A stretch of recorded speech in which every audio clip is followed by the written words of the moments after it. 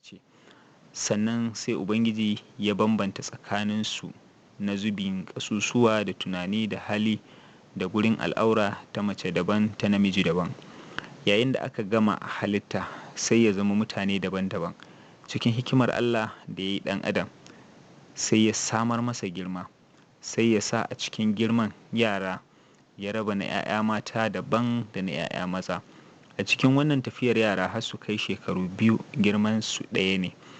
Daga shekaru 3 zuwa 5 sai 'ya'ya mata su ƙwace wannan girma. Masana halayyar ɗan adam da malaman addini da likitoci sun yi ta kai kawo da ƙoƙarin ganin sun fitar da bayanai na abin da suka fahimta daga iliminsu kan hikimar da Allah yake nufin bayyanawa a cikin bambancin jinsi da yake tsakanin mace da namiji, don fahimtar yanayinsu da kuma sanin irin rawar da kowannensu zai iya takawa a rayuwar mu ta yau da kullum. Masanan sun ce a tsarin halitta idan muka ɗauki mafi girman jiki da tsawo to namiji kenan, amma mafi yawan mata ƙananan jiki ne da su, kuma yawancin mata gajeru ne akan maza. Sautin muryar namiji tana da girma, ita kuma mace muryar ta siririya ce.